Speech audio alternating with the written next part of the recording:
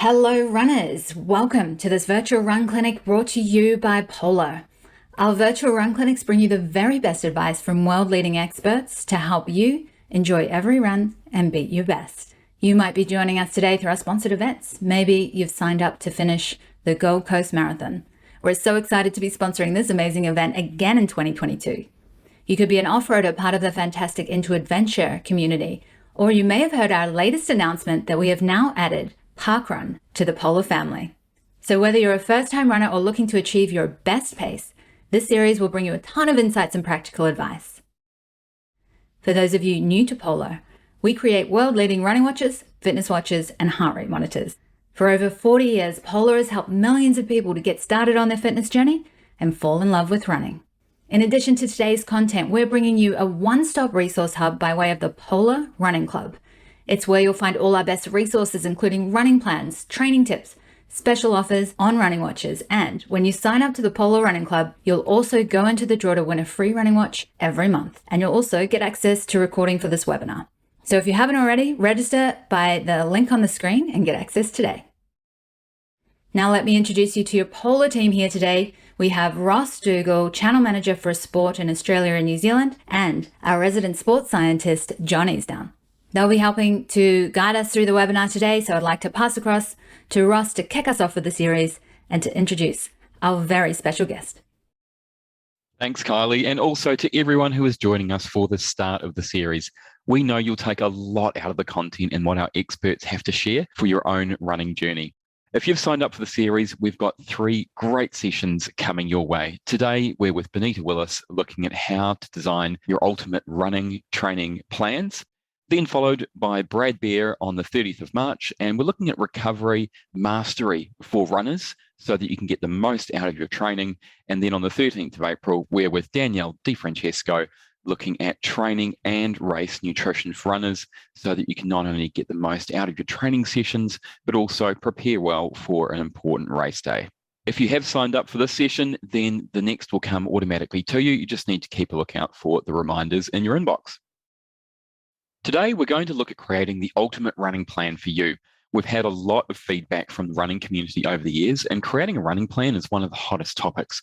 We're going to start, importantly, with some of the things you need to consider before getting into a lot of that training. And as everybody is different and their running background is different, it's really important to try and understand where's the best place that you can start. And we're going to then have a look into the essential running phases of a running program and some of the key workouts within that, and then actually go into some of the specific distances. So 5, 10, 21, and the 42K. We'll have a look at how some of those workouts drill all the way down into those distances. And then we're going to come back and have a look at some of the most common running questions. So we hope you get a lot out of the content today. And do know that it is live Q&A throughout. So if you do have your running questions, please make sure you get them into the chat right from now. And to help expertly guide us through the first session of the series, we are very excited and privileged to have Benita Willis with us. Benita is one of Australia's running greats. She is a 4-time Olympian, a world cross-country champion, 26 times Australian representative and multiple record holder, and also the director and coach at Lace Up Running. Benita, thank you so much for joining us. We're really looking forward to having a chat about running training programs. Thanks for having me, and it's great to have a bit more of a chat about running again this year. One of the key things we'd like to get out of the session is to help everybody understand, look, what's a really good starting point for their training. So I'd love to ask you, look, what should people consider before starting their running training plan? It's a good question with the distances that you want to do. If you're new to running, you probably should look at 5K as your distance. And I do beginner running programs within my business in Lace Up Running. And it's walk jog for about a month before you're running 20, 25 minutes. So you've really got to take it slow at first. If you're an intermediate level or an advanced level and you've been running for a while, you could consider doing an event like 10K or the half marathon. And they're very challenging still. So you've really got to have been running a little bit over summer to be considering doing those sorts of races. And then marathon is for very experienced runners or people that have already done a half marathon before, or if you've done ultras before. So really a marathon is sort of a bit of a different event to the other 3. But obviously you've got to consider health factors as well. If you haven't exercised for many, many years, like it could be good to see a doctor just to make sure you're okay. The key things are to make sure that you're hydrated before you start. Don't do too much too quickly. Make sure you've got some good shoes, have something good like a polar watch to time stuff, or check your heart rate. Like a lot of people that are new to running, you might find that your heart rate just is through the roof as soon as you start jogging. And you really need to start with the walk jog program first. So the aim is not to exert yourself and hate it after the first run. Like you don't want to go and try to run a 5K straight up if you've never done 5K before or you haven't run for many years. Like you've got to really take it gradually. So I think there's lots of different factors, even clothing that you're going to wear as well. Things like that make you feel good when you're going to get out there and do a bit of a run. I also think sometimes it's great to have a look at the different running groups in your area and join a running group or get someone to coach you, whether that's online or through the running group.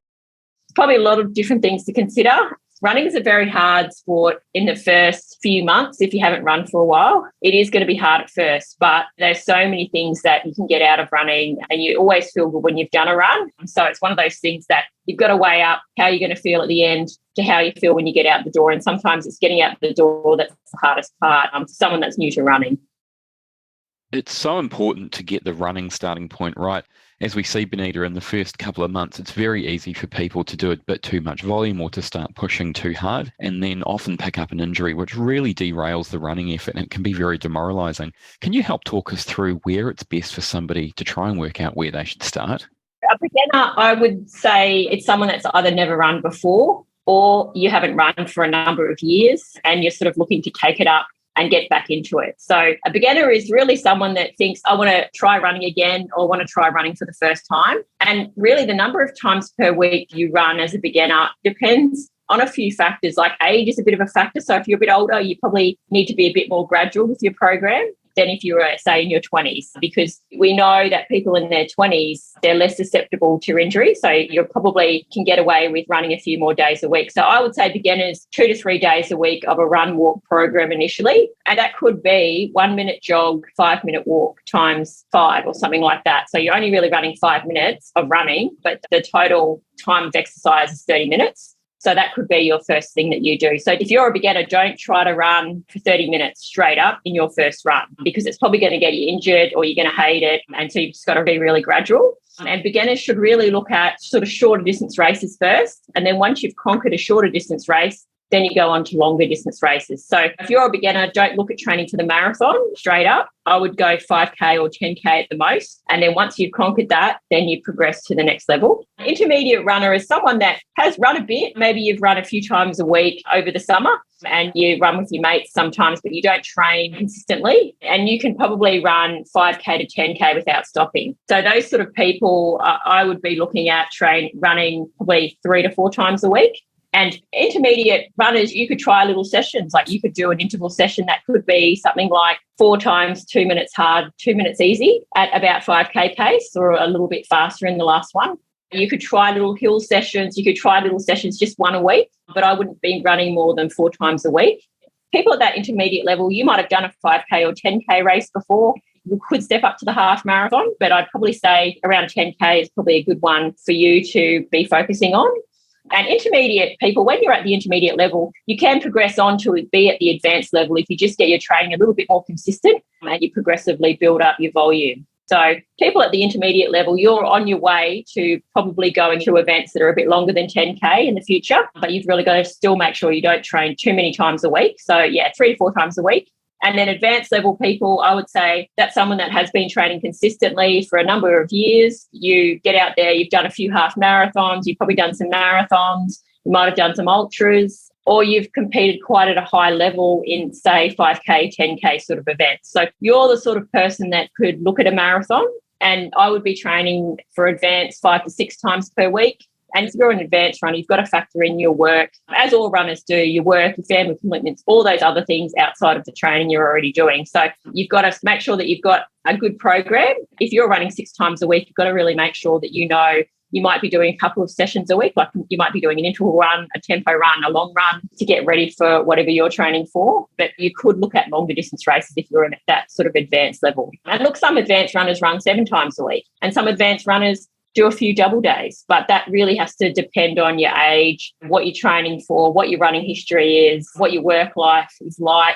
If you're an advanced runner, there's so many factors going into your program, and it's quite a bit more complicated than someone that's just a beginner runner and you're just starting out.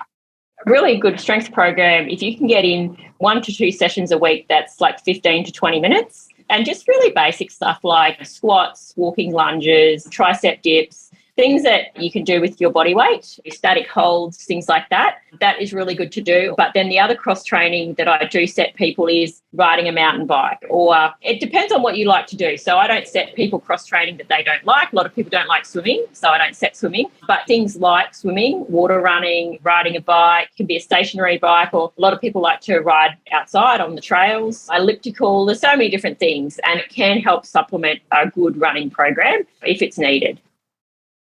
And now we're going to have a look at one of the major things that impacts running performance.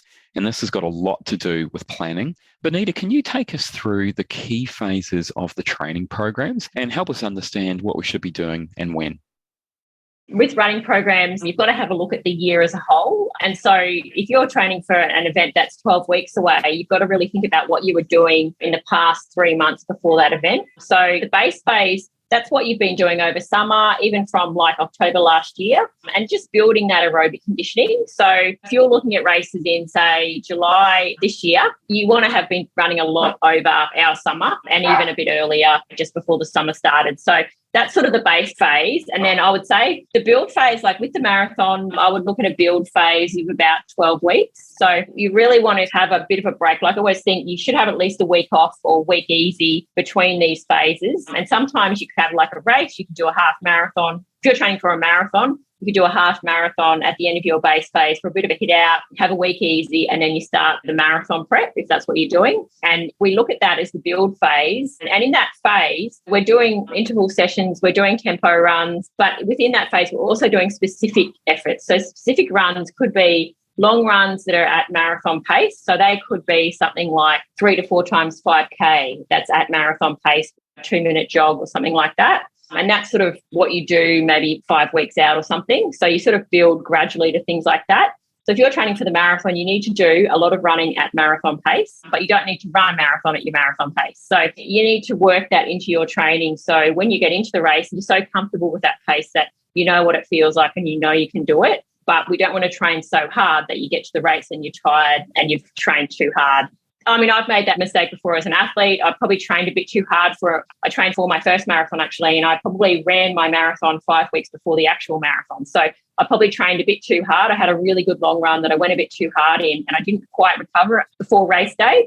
So it can put you in a bit of a hole. Between 3 and 5 weeks out, you've got to be really careful that you don't put yourself into a hole. If you're feeling good and you want to run harder than what you should, don't do it. Save it for the race day. But I always think too, in a marathon prep, as part of specific prep in that build phase, look at doing a half marathon that's 3 to 5 weeks out, where you're running some of it at marathon pace and then the last little bit slightly faster. So you're not going flat out, but you're practicing your gels, your drinks, you're in a race situation, you're running on the road, and you're sort of getting that pounding in your legs, practicing for what you're going to do in the near future. And most people I work with, they've always got some sort of a half marathon, or if you don't have a race, you could do a 20K effort in training as sort of a little bit of a hit out. So some people I coach don't like racing much and they still run really well in the marathon. So you've got to work with what you want to do and what makes you feel comfortable in your prep. And then we look at a taper phase in the marathon prep, and the taper phase probably begins about 3 weeks out, but very gradual. And I use a different taper for different people. So some people, quite an aggressive taper in the last week. So the last week before a marathon, it might only be 3 to 4 jogs of 30 minutes, and one of them might be a light session that's 10 minutes at marathon pace with a few 30-second strides afterwards. So that might be 3 to 5 days out from the marathon, and that's all I do that week. So a few rest days in there, whereas other people like to not taper quite as much. But you've really got to look at 3 weeks before the race and looking at gradually decreasing volume and intensity. If you normally do a session that's 8 times a K on a Tuesday, in that taper phase, you might be doing 6 times a K. So you can still do the same sorts of sessions, but just decrease the intensity. And if you normally run 2 hours 20 on Sundays, you've got to go down to 1 hour 45, or the week before the race, I would only go 60 to 70 minutes. So you've got to really go down in volume as well.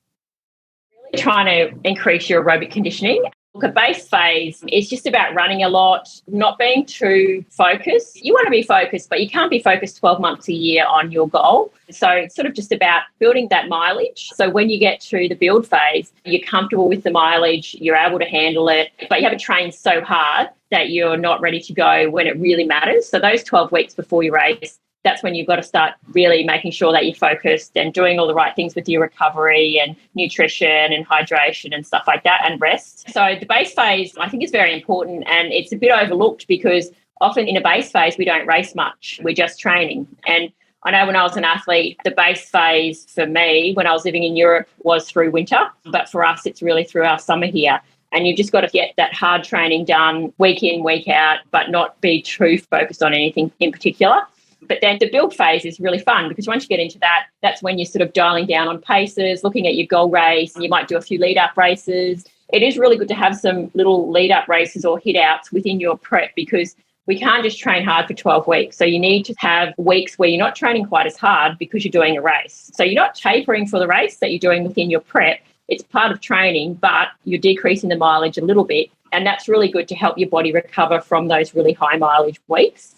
It is very important to not get stuck on, I've got to run X amount of mileage each week for X amount of weeks. That's not how running works. Like for anyone that I coach, if you're training for a half marathon and you do a 10K on a Sunday, then you'll do a long run on Tuesday. So don't always think that Tuesday's a session, because if you do a race on Sunday, you can't do an interval session on Tuesday. They're too close together.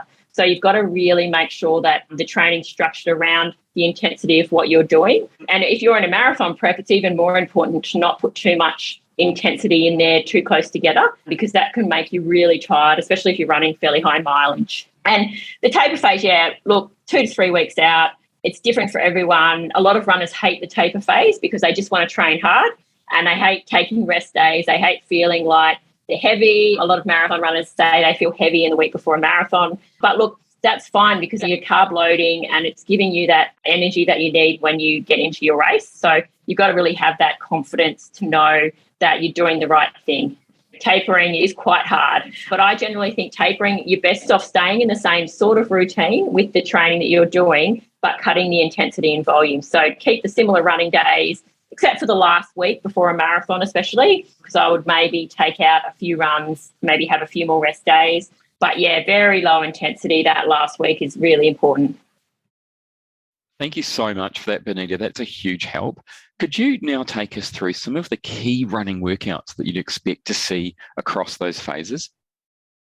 The key sessions that I use in these phases, I use these sessions within all phases. Easy runs, they're really important because they're the runs that sort of make up the volume of your week. And a lot of people tend to do easy runs too fast. So people I coach, I might say slower than 5:45 pace, or keep your heart rate below 130 or something like that, because some people, they think they're not training properly if they don't feel like they're going hard every day. If you're fairly new to running, you might think you've got to run hard all the time and that's not going to get you the best results. So the easy runs are really important, and it's really important that you go easy. And sometimes that means running by yourself, because sometimes if you're running with a lot of people, you tend to sort of go a bit too fast. But at the same time, it's actually more fun often to do your long run with people. So you just got to sort of monitor that yourself and be smart with the easy runs. The next one is the long run, and this is the longest run of your week. Usually people do on Sunday. Some people that I coach for marathons, they might have some marathon-paced efforts within a long run, and that's probably every few weeks. And then the next week, the long run's just nice and easy. So you can vary long runs around with what you're doing. Usually if someone's training for 5K, 10K or half marathon and they're intermediate or advanced levels, the long run's just nice and easy. And that could gradually increase in volume over time as you get more into your running and more into your program. So generally the build phase, the long runs are the longest. And there might be a 4-week block in that build phase where it has quite a few long runs. And then when you taper off, the long runs start decreasing in volume. But usually by the number of long runs people have done, even through the base phase, that's often an indicator of how fit they are. If you're consistent with them, that is a really good sign of your base fitness. So don't miss the long runs. If I was going to miss a session or miss something, I'd miss the easy runs or even a hard run. But long runs are really important to get in each week. And then tempo runs, they're really important as well, and they're a great addition to any program. And often people miss tempo runs, so they do interval sessions and they do their long run and they miss a tempo run. And that tempo run, if you're training for a marathon, the pace can vary from half marathon pace to slightly quicker to slightly slower. And it's usually between 20 and 30 minutes of solid running, but it shouldn't be something where you stop and you can't do a little bit more. Interval sessions, often you finish and you stop and they're pretty hard. You could maybe do one more rep. I don't like people doing sessions where they stop and they're absolutely hammered for like days afterwards. So tempo runs should feel fairly good when you finish. Like you've trained hard, but probably not as hard as an interval session. That's really working your heart, those tempo runs, and just really working that aerobic conditioning. It's so important for endurance running. Like that aerobic conditioning, how you run in the second half of your races often depends on the tempo work that you've been doing for many months before your actual big race. So they're really important not to miss. So interval sessions are good. Intervals can be hills. They could be 1K reps, mile reps. They could be 2K reps. They could be 400 reps if you're a 5K runner. So intervals have a really good place in your program, and they could be on the track. A lot of people love doing intervals on the track. A lot of people hate the track, so they might do them on the road. They might do them on the grass. People that are a bit susceptible to injury, I like to say sometimes to do grass sessions, and I think that's really important, especially in the base phase. Grass sessions are really important. But as we get into our build phase of what we're training for, it is important to be specific with the surface that you're training for as well. So sometimes interval sessions could be on the road when you're doing a marathon, or could be on the track if you're doing something like 5K on the track, which not many of us do, but interval sessions on the track are really important for that. But track sessions are fun, and a lot of people don't do track much anymore, so they're really cool to add in as interval sessions. That's probably what I would look at in a program, and then vary everything around too. So I always vary the different sessions around and look at different length reps in tempo runs. Putting in paces or putting in heart rate is a really good way to track how you're going. You've got to really make sure that you're on top of things. And sometimes if you're a little bit tired, check your heart rate when you start. And if your heart rate's a bit higher, then you run a bit slower in your tempo run. So it is really important that you can monitor everything, and that's having a good watch. Look, I've got the Polar watch, but having a good watch is really good to monitor how you're going and how you're feeling even, and what you should be doing in sessions. What's great about the session is that we've got so many runners who are looking at different distances. So what we'd like to do now is kick into the specific workouts that you'd expect to see across the 5K, the 10K, the half marathon and the marathon. But importantly, getting the starting points right and then having a look at some of the actual workouts that are relevant for those distances. Benita, could you kick us off with having a look at the 5K? So what are some of the key workouts that you'd expect for the levels that we've talked about? With the 5K, if you're a beginner runner, I would just be looking at doing the 5K and not worrying about what time you do, just completing it and getting to that walk jog program, completing that in a month, and then do your 5K in a month, and then you might move on to more of an intermediate level. But if you're an intermediate 5K runner, maybe 4 runs a week. The long run could be anywhere from 40 minutes to 60 minutes. Very hard to say because everyone's different. We're all different ages. We've got different backgrounds. So it's very hard. Everyone has specific requirements of how I would program your training. But as a rough guide, about 40 to 60 minutes. So, you want to be running a lot longer than 5K, but maybe only 10K at the most, or your long run could be about 8K. It's very hard to say exactly, but it should be longer than 5K. And then you'd probably only do 1 session a week. I would do 2 sessions a week if you're more advanced. So your 1 session could be something like 3 times a K or something like that, with 2 minutes jog recovery or 2 minutes standing recovery. And those K reps, we're looking at maybe the second rep 5K pace and the first and third rep a bit faster. But if you're an advanced 5K runner, we're probably looking at something like 6 times a K, where some of them are at 10K pace, some of them are at 5K pace or a little bit faster. So you're really targeting some reps to be a bit faster with a 90-second jog recovery. Tempo run, for an intermediate person, I'd probably only have 1 session a week. So 1 week it could be a tempo run, 1 week it could be an interval session, and then the other session could just be a jog. Because really, if you're still intermediate, you're probably only running 4 times a week. And if you're at advanced, that's when you can start getting into 2 sessions.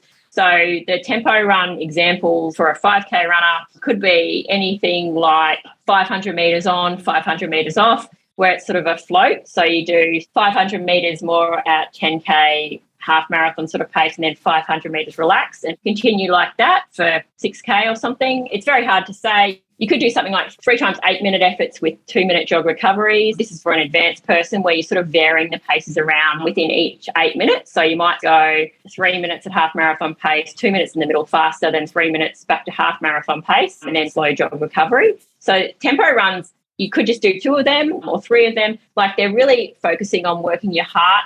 But it's very hard for me to say exactly what you should be doing because I don't know your age and those kind of things. So with anyone starting a program, the sessions have to be planned by someone that knows what they're doing. And I'd be looking at what you've had a go at in the past and then sort of progressing on from that. And another good tempo run could be something at heart rate. So if you know your heart rate zones, you could do sort of a 20-minute progression run where you're starting nice and easy and then you're gradually getting harder. And you might run to a 180 pulse. It's very hard to say. It depends on your age, depends on all your zones, depends on the weather.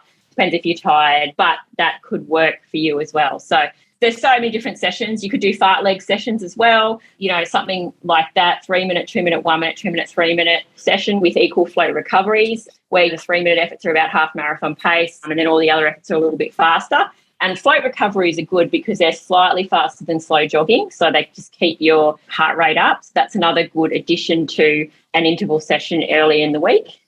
A good thing to do for a 5K runner is a mile time trial or something very hard, flat out, or 2 times a K flat out with 10 minutes rest, and then maybe a light tempo run. So you're practicing running faster than your race pace with heaps of rest, so you're recovering, but you might feel a bit lactic in those efforts. And sometimes the 5K can make you feel like that. So you need to do some of that work. You just can't do that every week, but that's really good training as well for 5K. You're training for the half marathon or 10K and you're an advanced runner, for your interval session, you could do something like 3 to 4 times 1,500 metres or a mile. And you might run a couple of these at half marathon pace to 10K pace and then a couple at 10K pace. So really focusing on a few of the reps to be a bit faster. That's often a pretty good session for people to do. There's so many different interval sessions. You could do 30 minutes fartlek with a minute on, minute off. That's 10K at a half marathon pace. So you go a minute at pace and then a minute relaxed. Those sessions, you build up to them. So that's quite a high volume session, but anything up to 20 to 30 minutes of hard running is probably where you're looking at.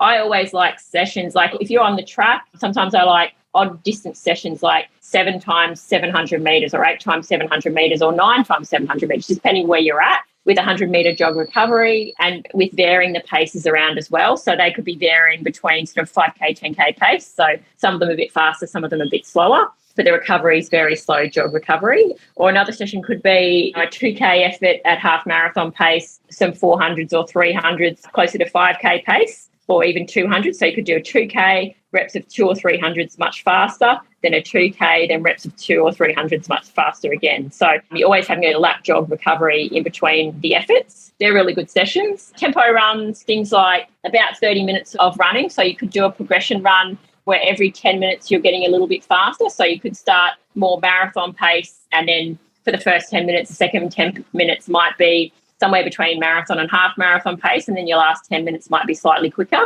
Progression runs are good because it teaches people how to control their pace, and a lot of people can't go slow enough at the start of sessions, and that's what we've got to do in races. So if you're on a half marathon and your pace is 4:15 per K, so you want to run a 90-minute half marathon, you might start off and you feel like you're feeling really good, so you want to do 4:05 and you want to start at 4:05, and then you blow up at 15K. So you've got to really practice holding back at the start, and it's really important that you use some of these sessions to practice that feeling, but then finish the sessions faster than your goal pace for, say, the half marathon. So if you're aiming to run a 90-minute half marathon at 4:15 pace, you've got to do some sessions where you're finishing at 4:05 pace or something like that. So you're practicing finishing faster than race pace, but you might start at 4:25 pace in some of these tempo runs, or 4:30 pace or 4:40 pace. I always like to schedule in paces for people. A good session could be something like 3 times 9 minutes or 4 times 9 minutes with 1 minute easy. And so you're changing paces within the 9 minutes. So you might have 3 minutes at half marathon pace, 3 minutes slightly quicker, 3 minutes at half marathon pace, and then 1 minute easy, and then you do that again. So you just vary those paces around within your session. And then the long run, It can be 2 hours if you're advanced. Generally, if you're training for a half marathon, your long run generally should be probably a little bit longer than the race will take you. So if you're aiming to run a 90-minute half marathon, you should do a long run that's a little bit longer than that. So you don't necessarily have to cover a half marathon every long run, but maybe if you want to do that, you should be doing sort of long runs for about an hour 45. But if you're a 10K runner and you've never done a half before, you've just got to be really careful with where you're at with the long runs. And anyone that I coach, I look at what they've done in the past. So you can't go from doing a 45-minute long run to a 2-hour long run within a week. That's not good progression, and that will get you injured. So everything has to be gradual. So if you're up to running 70 minutes as your long run, you just gradually add on 10 minutes each week till you're up to an hour 40 or something like that. Some people will run 2 hours, and they've been doing that for a while, so they're used to it. So that's a really good session to make sure you're getting in that easy long run. And then for advanced people, they might do a medium length run the day or 2 days after their interval session. And that could be 50 to 70 minutes or so. It could be 80 minutes, just depending on the person and where they're at. So an easy run shouldn't be structured. It should just be something that you can enjoy, where you're not pushing the pace and you're feeling easy. If you feel like you're really tired from the day before, back off the pace. Or some people that I work with, they might be a bit sore from the session the day before, so their easy run is elliptical instead of running. So you've got to be really smart with those easy runs and just make sure that you keep them easy and you don't overdo stuff. But yeah, it's very important to go easy on the easy run. So look, if you're aiming to run a 90-minute half marathon and 4:15 is your pace, your easy runs should be slower than 5-minute pace. So, you've just got to make sure that they're a lot slower than what you're aiming to run in your race.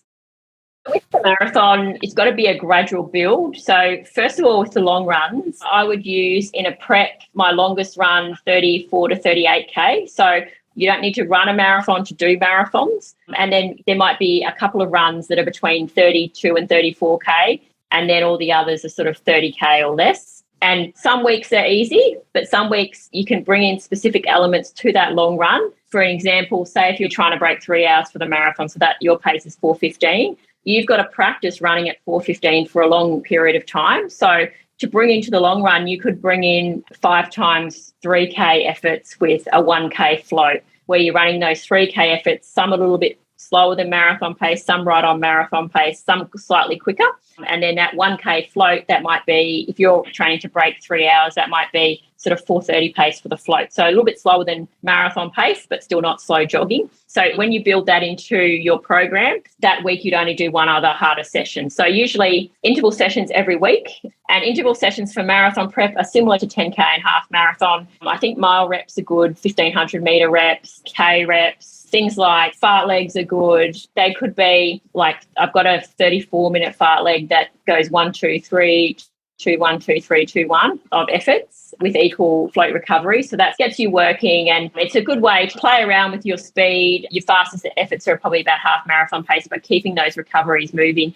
But it's a good one to switch off a little bit too and not be so focused on specific distances and paces as well. So throwing in fartlegs is good for the interval sessions, but I do like a lot of the sessions that are just bread and butter of anyone's training, and they're those K reps and things like that. So K reps could be anything from 6 to 9 reps or so, and you've just got to look at the volume of intensity there. So some people can handle 8 to 10K of reps as their interval session, whereas other people are more like 6 to 8K of reps as their session. So you just play around with that volume, and then you can sort of make up the session to suit. But even in marathon prep, I often throw in a session that might be a longer warm-up, so 40 to 50-minute warm-up, and then some short hills at a 5K pace feel or so. It is good to have an interval session sometimes with that longer warm-up because you're practicing running faster on tired legs. So sometimes I throw in a session like that into a prep. And then those tempo runs, so if you're not doing any harder running in your long run and you just run an easy long run, on weeks like that, the tempo run, you can do that more at half marathon pace. That could be back to similar tempos from 10K half marathon sort of training, like 9-minute efforts, could be 3K efforts, could be 2K efforts, could be a K on, a K off. So it could be something like 8K where you're running a K at half marathon pace or slightly quicker, and then a K float. So you're sort of varying between, and the float's faster than jogging, but not as fast as the effort you're doing. So you're sort of varying between that. that's probably the key programs in a marathon block. And then some sort of specific effort would be like a half marathon within the block. So that's really important, just to get in a race situation or a 20K effort on the road, just have a bit of a hit out. And you go a bit easier that week in training. So just remember, in marathon training, the volume doesn't have to keep going up, and then taper. You could have 1 week where the volume's a bit down because you're having a race or something like that, which is completely fine. Marathon runners all over the world do it, and it just helps your body sort of recover, and it just really decreases the chance of overtraining in that critical period when you're sort of about 5 weeks out. It is really cool to track how you're going with your watch and with your paces.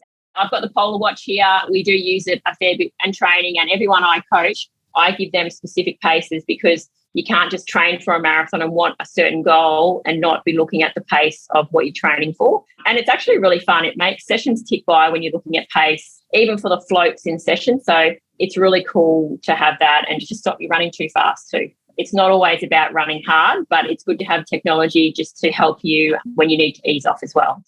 I think a key thing is getting enough sleep and rest. It's not something that you can buy. Sleep's such an important part of a program, and sometimes people get in a bit of a hole and you ask them what's been going on in their life, and they might have been moving house, or they might have started a new job, or they've had stressful situations in their life and they're not getting as much sleep. And that can really impact the quality of your sessions and how you're feeling from day to day in a program. So really make sure you go to bed at the same time each night, especially in those 12 weeks of that build phase when you're getting really focused before your race, and make sure you're doing as much as you can to catch up on sleep, even if you have a bit of a nap on the weekend, if you've got time to do that. But sleep is really important, and it's a really big recovery tool that a lot of people don't think about because it's so simple. I think the last tip would be, if you've got those super shoes, a lot of people have them. I didn't have them when I was an athlete. I've actually never tried them, but just really try not to use them all the time. Maybe do a couple of sessions in them, but save them for race day, because you always want to save like your best gear and that extra little energy and excitement for race day. So don't do every session in those shoes. It's really important just to make sure that race day is the pinnacle of what you're training for, and that should be when you get everything that you can to get the best result. So yeah, and just practicing nutrition. So in our sessions with Lace Up Running before, say, Village Roadshow, Theme Parks, Gold Coast Marathon, we would do specific long runs. So that's long runs with some marathon paced efforts every few weeks, and practicing taking drinks off a table, taking gels, practicing what you're going to do on race day. Because if you haven't practiced that sort of stuff in a race, and then you get into those marathons and everything's there and you just say, okay, I'm just going to do this, you don't know if it's going to work. So you really need to practice your plan in quite a few of those harder long runs. So not just long runs when you're going easy, but you need to practice them in long runs where you're running at your marathon pace. And sometimes some gels that you think you want to use, you can't stomach them when you're running hard too. So you need to sort of learn what's going to be good for you. And some people like to have caffeine, other people find it upsets their stomach. So there's so many different things that you need to practice and learn what you need well before race day. Thank you so much, Benita, for all of your pro tips. There's so much there that we can take away straight into our running. As we mentioned, for many decades, we've been collecting feedback from runners. What I'd like to do now is pass you across to John, our local sports scientist, to have a look at how as runners we can overcome the top 5 most common running challenges, and how we're also doing that with technology. Great, thanks Ross. So over the past 40 years, Polar have fielded thousands of questions and logged countless hours from runners training and racing across the globe. The top 5 running challenges that we've continued to respond to are: how can we set up a safe and effective training program? How can we get started with heart rate zones? So how can heart rate training help me? How can I get started with pace zones? How can I get the most out of a training session and ensure that the training session meets the goals that I have set forth in the training plan? And how can I manage my training load to avoid or minimize the risk of injury and illness? What we're going to do now over the next couple of minutes is take you through how we can solve these issues. So firstly, how do we create a unique running program that's suitable for you? Polar's online web service and mobile app, Polar Flow, is your window into your training, activity, sleep, and recovery data. You're able to create a free running program for events ranging from 5, 10, 21 to 42K. Now, these programs have been developed by Polar's running coaches and sports scientists and are built to be customized to match your specific starting point. You simply input your personal stats, how many days you plan to train, select your current estimated fitness level from the list, and importantly, your start date for the program and your target race date, and the program will be generated consisting of a base, build, and taper phases that Benita has so brilliantly covered earlier, so you can start to progress safely and effectively. Whether you have a Polar device or not, these programs are free to generate within the Polar Flow web service. Okay, fantastic. So we have a program ready to go. Now, a common question next would be, how could I use heart rate training to improve the effectiveness of the program? Well, the first thing we must do is calculate or estimate your maximum heart rate. And we can do this most accurately with a maximal test to exhaustion, not recommended when you first start your program. So we use the common formula of 220 minus your current age. And this number would represent your maximum heart rate, from which we can calculate your heart rate zones. Now, this is done automatically if you have a Polar watch once you add in your date of birth. So we can see that these heart rate zones are anchored to your unique maximum heart rate number. Now, there are various formulas for predicting your maximum heart rate. 220 minus your age is a good starting point, but we would like to be a little bit more accurate than that. And the beauty of having a Polar watch with best in market accuracy heart rate measurement technology is anytime you reach your new maximum heart rate in any training session, your maximum heart rate number and heart rate zones will be updated automatically. Now, we've heard Benita mention that it's critical that you execute your training plan based on the zones that are unique to you and your current fitness level and not someone else's program. And here we can see the heart rate zones for a person of 43 years of age. And simply, the zones are based on percentages of the maximum heart rate. So 50 to 60% of the maximum heart rate is zone 1, 60 to 70% is zone 2, and so on and so forth. We also have a subjective descriptor of what you should feel like when you're conducting or training in these heart rate zones. So, for example, training in heart rate zone 1 should feel easy, fun, you could do it all day. And conversely, training in heart rate zone 5, 90 to 100%, should feel completely unsustainable. You would not be able to do it for very long at all. You would not be able to talk to anyone while you're doing it. And these zones are important because spending time different intensities or different heart rate zones helps to develop different physiological systems within the body. For example, the base phase of your program, the goal would be to develop the oxidative energy pathway or the aerobic energy system. And we do that by spending time in zones 1, 2, and 3. So the zones are ways of controlling your intensity such that you are developing the correct energy pathways within the body according to your program to help you maximize the effectiveness of the program. So if you do have a Polar watch, your running program will be automatically synced to your watch, and the sessions will be there for you to start, and you will be guided through the sessions on the fly in that the watch will give you the target heart rate zone and therefore pace. And not only that, it will prompt you when you fall outside of the target heart rate zone. So if your heart rate is starting to get too high, perhaps you're on an easy run in zones 1 to 2 and your heart rate is creeping up into zone 3, you will receive an audible beep from your watch prompting you to slow your pace and bring your intensity down into the correct zone. We can also assign pace and speed zones in much the same way that we assigned the heart rate zones. But to improve the accuracy of these zones, considering that we did use a prediction equation to assign the maximum heart rate, within your Polar running watch there is a built-in guided running performance test, which once complete will return a VO2 max score, an actual maximum heart rate score from which your heart rate zones will be updated automatically, and also speed and pace zones. And this will allow you to improve the accuracy and therefore effectiveness of your heart rate and pace guided training sessions. And now we're up and running with the program. 2 accurate heart rate and pace zones, ensuring that we're training effectively towards the specific goals of the current phase of the program. We can also use these zones to monitor the progress of your training, in that you can see as your running performance improves, at a glance on your watch, you will see a gradual increase over time in your running pace for any given heart rate. You will also receive feedback and predicted race times based on your training session data collected from your Polar running watch, allowing you to really get a handle on your achievable running paces for various distances and events. I do hope that this information has answered some questions or at least cleared up some confusion for you on how technology can be an addition to your training program. Of course, consistent training is the cake, by and large. We might think of this just as the icing or the sprinkles on the cake. If you do have any questions, please be in touch with myself or anyone from the Polar team. Thank you very much for having me and listening to me. And with that, I'll pass back on over to Ross. We would like to take a moment to ask everyone to pass on a huge thank you to Benita for sharing her running expertise with us. Without her time and support, a lot of the content we've enjoyed today simply wouldn't have been possible. Hopefully, you've heard what an experienced running coach has to offer, As we mentioned, Benita is director and one of the coaches at Lace Up Running.